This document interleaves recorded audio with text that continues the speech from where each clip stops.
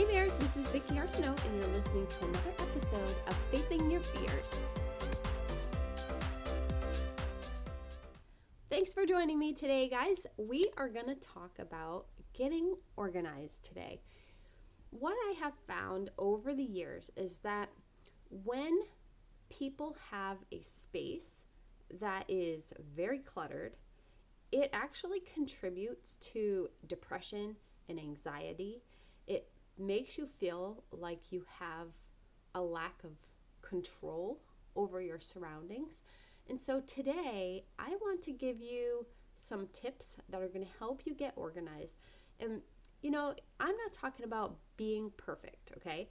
But what I am talking about is having a space that when you walk in, you actually start to feel peaceful. That way, you can feel more confident. You allow your brain to be able to think more creatively, and you're not constantly stressed about all of the things that you have to do. So I have a simple plan that is going to help you get your spaces organized quickly and easily. So SIMPLE is an acronym. And the first one is S is for sorting. So the first thing you want to do, whatever space you're working in, which I would say choose something small to start with. Well, first you want to sort. So if you have some cardboard boxes or bins or anything that you can use, you want to just start putting stuff into categories. So let's say you're cleaning out your office space and you have a few bins. Maybe one bin you're going to have scissors, pens, pencils, sharpener, hole puncher, all the things. Another one is just going to be all the random papers that are lying around. Another one could maybe be all your wires and electronics, just kind of those little categories. Now, at this point, you're not going through anything to find out if you're going to toss it or keep it or anything like that. You're not reading the papers. You're just simply putting them into categories, and that's it. Now, the next part comes. After you have everything in categories, now you're going to inspect. That's the I. We're going to inspect each category. Now you can take the time to look at your electronics and say, okay, this isn't working anymore, or I don't need it, I'm going to donate it. Or you can go through your papers one by one, see if you need to actually file it, toss it, what you're going to do with that. So you go through each category in that way. You're going to have, while you're inspecting, you're going to be going through 3 different things. You're going to be either keeping it, tossing it, or donating it. Those are the only 3 things that you're going to do. If you happen to come across something, whether it's in your attic space, your bedroom, whatever, you come across something and you're like, oh my gosh, I just love this thing, okay? Like your 1986 prom dress or something. And you're like, oh, I just have such a hard time parting with it. Here's what I want you to do. Take a picture of it. Take a picture of it and keep the picture and let the dress go. You're never going to wear it again. You don't need it. It's just clutter. So now after you inspect, we're going to go through and minimize. So that's what we were just talking about. We're going to minimize what you have. You want to take a second look at everything you've already inspected and gone through. You're going to take a second look at it and decide, do I really, really need this? Am I ever going to use this? Okay, once you have that all done, you're going to take the trash out to the trash, and you're going to take your donate bins and donate them wherever they need to go. And now all you're left with is the stuff that you're going to keep. Now that you see what you're going to keep, now is the time to go and buy containers to keep those things in, whether it's shelving or baskets, whatever you might need. Now, what I've often seen in the past is that people will just go buy a bunch of containers before they've even gone through anything in their room. They're just like, I'm going to just go buy some baskets. I'm going to buy some plastic totes. I'm going to just get all this stuff. Well, the bummer is that you don't know at that point what you need and what's going to go into those things. So you don't know if you need a set of drawers or if you need 8 baskets or 2 baskets or what size baskets you need. Like, you won't know that stuff until you actually go through and see what you're keeping and then where you want to actually put it in your room. So don't go purchase all the things until after you have gotten rid of all the things you don't need and you know exactly what you're going to keep. Then you go buy the bins and things that you need. I totally used to have an addiction to the Staples flyers that used to come out. Now, we don't even have a Staples near us. The closest one is about an hour away. And at the time when I used to get them, it was probably like an hour and 20 minutes away. So I had this thing, though, for storage containers. I love to look at them and be like, oh my gosh, this would be great for this. This would be great for that. But I would really, most of the time, never go buy them.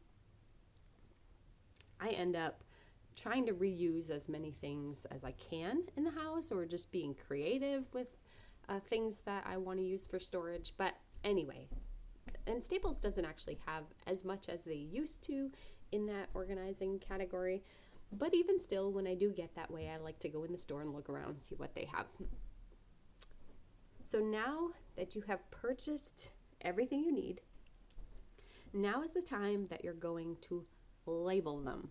Okay, you may think that this is a bit crazy about labeling, but let me just tell you, it is so much easier when you have a drawer that's marked pens and pencils, another one that's markers, or permanent markers, another one that's dry erase markers. Like, when you actually label it, it is so useful. For one, you always know where to go to find something.